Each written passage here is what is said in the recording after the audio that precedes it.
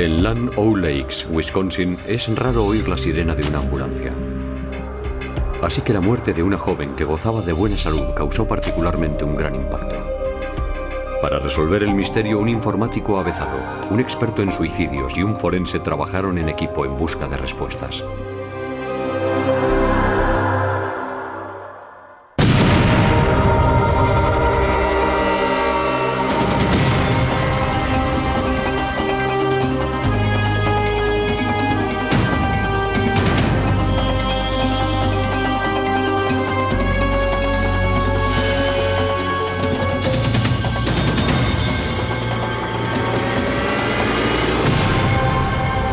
Crímenes imperfectos.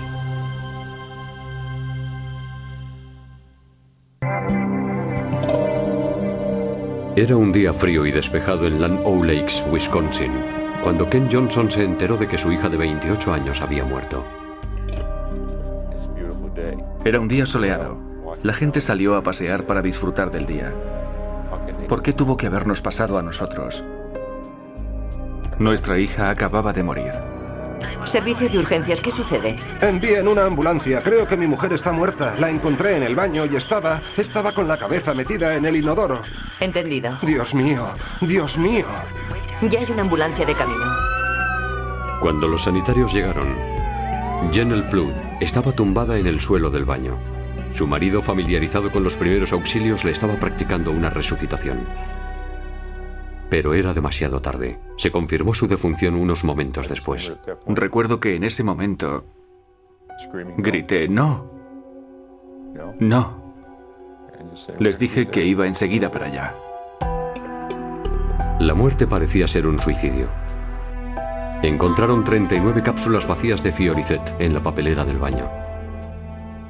El Fioricet es un barbitúrico que le habían recetado a Janelle para sus migrañas. Habían encontrado unas dosis extremadamente altas de Fioricet y codeína en el cuerpo de Janelle. Al parecer sobrepasaba por 20 la cantidad que acarrea la muerte. Según parece, Janelle había disuelto todo el Fioricet en una bebida para que actuara más rápidamente en su organismo. Pero en lugar de acabar con su vida, la medicación había dañado su estómago. Había vomitado en la taza del váter, luego se desvaneció y se ahogó en ella. Los patólogos forenses testificaron que había muerto por sobredosis de Fioricet, además de por un posible ahogamiento. La suegra de Janelle se encontraba durmiendo en la habitación contigua y dijo que no había oído nada sospechoso ni fuera de lo normal. Lo siguiente que recordó después de haberse ido a la cama fue a Doug despertándola, chillando y gritando que Janelle estaba muerta y que estaba tirada en el baño. Los investigadores encontraron pruebas que corroboraban que Janelle se encontraba deprimida. Ella y su marido Doug tenían problemas para llegar a fin de mes. Los dos tenían trabajos mal remunerados y estaban bastante endeudados. Llevaba casada 9 o 10 años y su vida no llevaba a ninguna parte. No tenían hijos, económicamente andaban hasta el cuello. Sus coches eran de segunda mano, compartían la casa de su madre. Quiso poner un punto y final. Además, Janelle empezó a dudar de sus preferencias sexuales y de si el matrimonio tradicional iba con ella.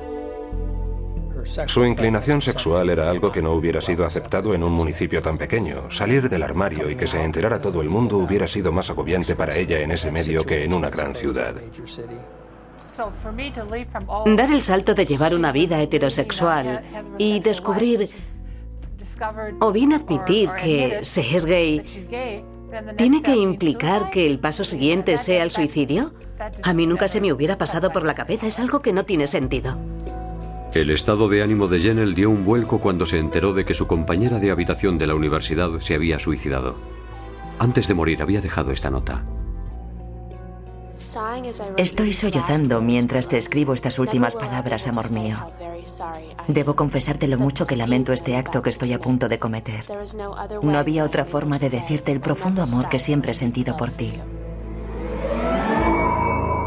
Por otra parte, los investigadores descubrieron este correo electrónico que Janelle había mandado a sus amigos unos días antes de su muerte. Simplemente deciros que a partir de hoy seguramente ya habré dejado de existir.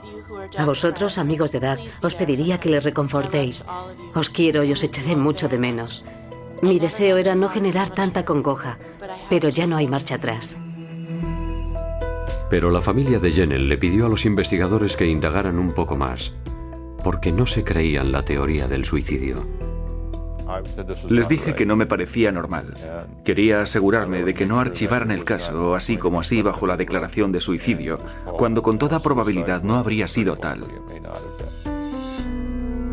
Los investigadores atendieron a sus demandas y dieron con unos descubrimientos sorprendentes.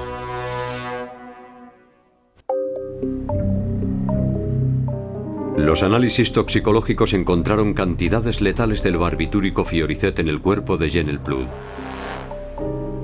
Y los exámenes médicos hallaron agua en sus pulmones, lo cual confirmaba el ahogamiento.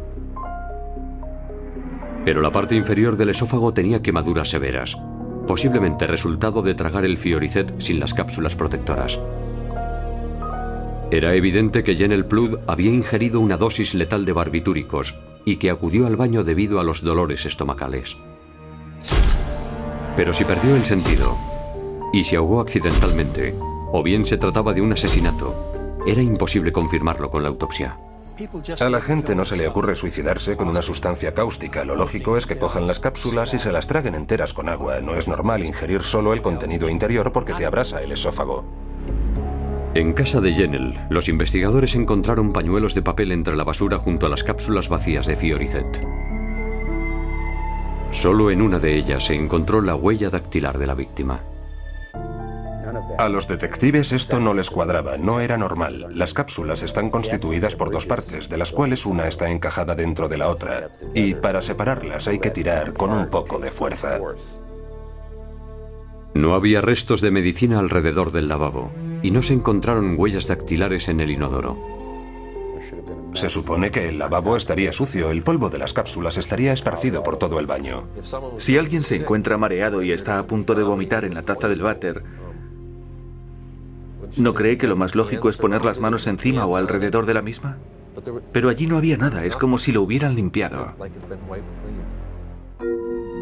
Sin embargo, sí se encontraron las huellas de las palmas de las manos de Jennell en el suelo, junto a la taza. Además, la huella de la palma izquierda de su marido Doug estaba impresa en el mueble anexo al lavabo. Al principio no se hablaba nada más que de suicidio, pero luego barajaron el homicidio por esas pruebas encontradas. La incertidumbre era grande, pues se trataba de una mujer sana, joven, que practicaba deporte y que se mantenía en forma. No tenía ningún problema médico serio. Esa muerte no era normal. Debido a que el seguro de vida de Jennell no cubría una importante cantidad económica, el dinero no parecía ser el móvil. Esperando averiguar algo más del estado mental de Jennell, los investigadores confiscaron el ordenador de la pareja para un análisis exhaustivo. El primer paso fue crear una copia de los discos duros. Esto se hizo para evitar alterar los datos que estaban almacenados en dichos discos y así mantener esas pruebas en su estado original. No tardaron en descubrir toda clase de información en los discos duros. Cuando visitamos una página web, toda la información queda almacenada en el disco duro del ordenador, y para un investigador esto puede ser un torrente de información. Se puede averiguar dónde ha estado navegando durante los últimos 10, 15 o 20 días y a veces incluso más. El análisis reveló que el ordenador era la principal fuente de entretenimiento de la pareja. Era más que evidente que se pasaban gran cantidad de horas conectados a Internet, concretamente a una web llamada ICQ. Los chats de ICQ son similares a los que ofrecen otros servicios online. Un nuevo software forense desarrollado en Australia permitía a los investigadores descifrar los mensajes instantáneos almacenados en los discos duros. Había pruebas de que la pareja mantenía ocasionalmente relaciones sexuales online con terceras personas. Fuimos capaces de descifrar información a la cual no podíamos acceder antes. Disponíamos ahora de eso. Nos pareció extraordinario. Los mensajes electrónicos daban a entender que el que más utilizaba este servicio era Doug. Además tenía una inclinación a que le maltrataran, a la disciplina, es decir, al sadomasoquismo. Nos dejó anonadados, y deduzco por lo que pude ver y por lo que Jennell dejó escrito que no era feliz con el estilo de vida que tenía. Anda quedando para follar con tías que viven por la zona. Me ha propuesto hacer un trío. Mis sentimientos son otros y no con un tío. Estaba conduciendo su matrimonio en una dirección que a ella no le parecía correcta o moralmente adecuada.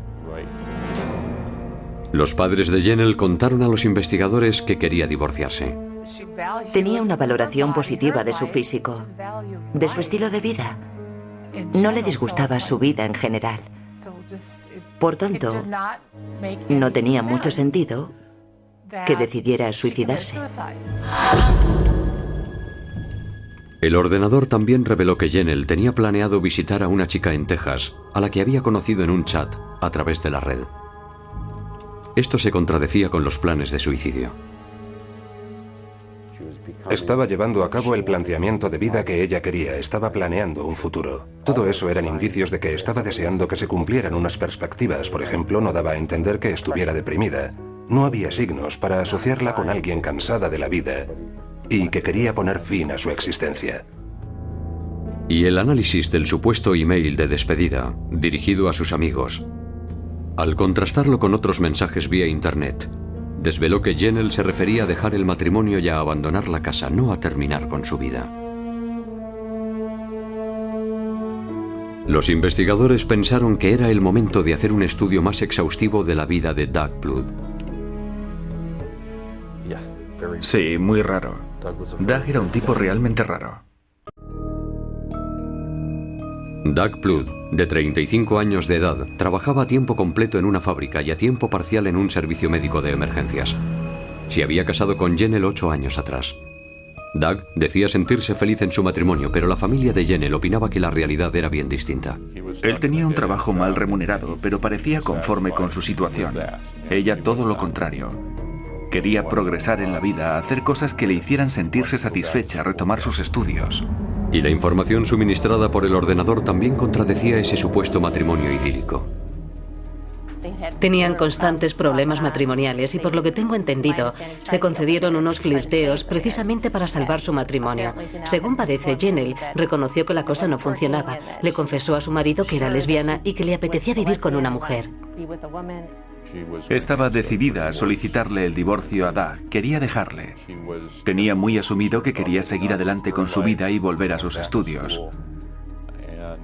También mencionó que no le gustaba el tipo de persona en la cual él se estaba convirtiendo. Pero Doug Blood continuó insistiendo en que había encontrado a su mujer inconsciente con la cabeza dentro del inodoro. Los investigadores eran escépticos, así que, apartándose de los procedimientos habituales, solicitaron los servicios de un forense experto en saneamientos, Julius Balanco. Afirmaba que la fontanería de los cuartos de baño precisamente está diseñada para evitar ahogamientos accidentales, incluso aunque una persona se desvaneciera. Si una persona fallece, pierde la consciencia o se desmaya, su cabeza quedará siempre fuera de la taza, pero nunca dentro de ella.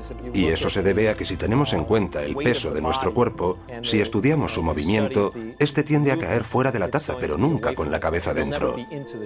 Y disponemos de muchos ejemplos para demostrarlo. Recurriendo a una persona con la misma altura que Jennell, el experimento de Balanco demostró que la anchura de los hombros de un adulto evita que lo máximo que se pueda sumergir dentro del agua es una mínima parte de la cabeza. Claro que la cabeza entra dentro de un inodoro, te puedes empapar el pelo, sumergir las fosas nasales, pero no la nariz y la boca al mismo tiempo. A un adulto normal es imposible que esto le suceda. Pero fue esta foto de la autopsia, tomada el día después de la muerte de Jennell, lo que precisamente atrajo la atención de los investigadores. Enseguida me di cuenta, nada más verla, de que tenía un hematoma en el cuello. Entonces me dije a mí mismo, santo cielo, pero si es el borde del inodoro. Cuando estamos mareados y tenemos que ir a vomitar al baño, uno no se produce estas heridas en el cuello, a no ser que alguien haya aplicado una determinada presión. Y en la parte interna de la herida había un pequeño arañazo que no pudo haber sido originado por el inodoro. Es una superficie sin aristas. Según tengo entendido, los inodoros y otros elementos sanitarios están revestidos de porcelana. La mayor parte de la porcelana mundial procede de Estados Unidos. Se trata de una superficie muy lisa y de gran dureza. Si el inodoro no pudo haber causado esas marcas, ¿cómo se produjeron entonces? La familia de Jennell supo la respuesta al instante. Dijeron que seguramente era de una cadena que ella llevaba puesta habitualmente, pero no la encontraron en ninguna parte de la casa. Entonces los investigadores solicitaron una fotografía en la que Jennell apareciera con la cadena, para compararla con la foto de la herida del cuello de la autopsia. Nuestro laboratorio las superpuso mediante transparencias que mostraban que las marcas coincidían con la cadena, con los eslabones de la cadena que llevaba puesta. Solo había una explicación posible para las marcas en el cuello de Jennell. Ese tramo de cadena era el que se encontraba justo entre el cuello y el inodoro.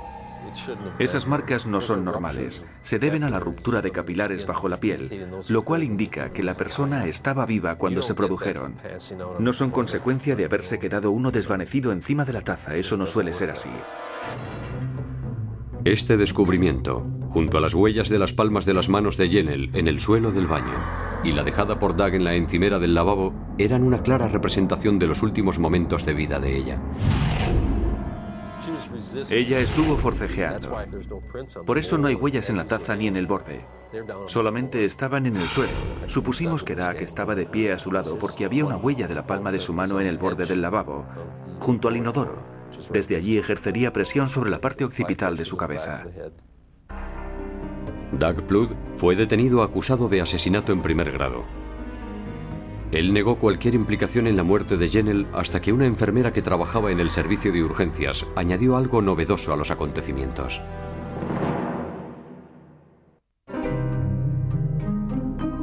Las investigaciones relativas a la muerte de Jennell Plouffe fueron decisivas para que se formulara una acusación de homicidio en primer grado contra su marido Doug.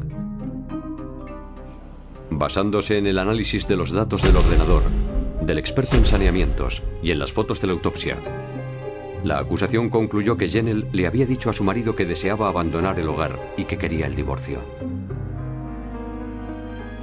Los correos electrónicos dirigidos a sus amigos indicaban que Doug trató de que ella cambiara de opinión.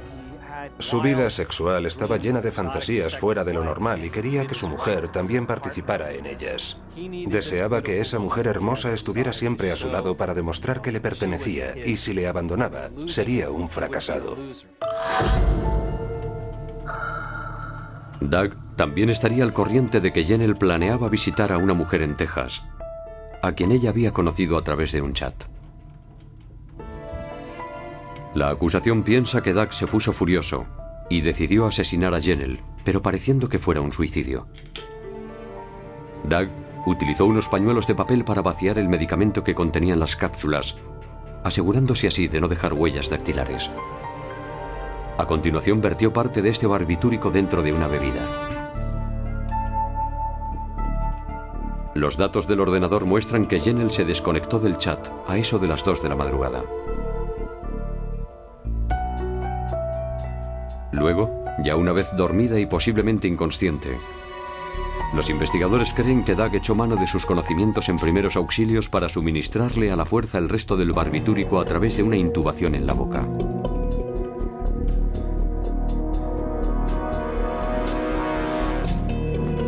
Finalmente, lo único que tuvo que hacer fue eliminar las pruebas y esperar. Pero surgió un problema. Los barbitúricos no acabaron con Jennell. Le produjeron un gran dolor estomacal. Cuando Doug se percató de que Jennell no había ingerido la dosis suficiente de barbitúricos, se asustó y empezó a ahogarla. Las huellas de las manos de Jennell evidenciaron que ella luchó por salvar su vida, mientras que la de Doug delataba que él estuvo presente. La cadena de Jennell estaba entre el cuello y el borde de la taza, siendo la causante de las pequeñas marcas encontradas en la autopsia. Doug le quitó la cadena antes de solicitar una ambulancia. Luego, en el hospital, antes de introducir el cuerpo de Jennell en el depósito de cadáveres, una enfermera le oyó decir unas palabras a Doug mientras estaba al lado de la fallecida. Oí al señor Plouffe dirigirse a Jennell, y esto fue exactamente lo que le dijo en este tono de voz.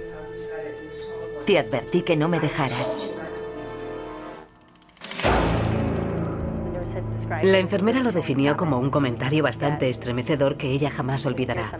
Y cuando oyes algo así, lo primero que te viene a la cabeza es que era una persona posesiva. Es un caso de violencia doméstica. Él la asesinó.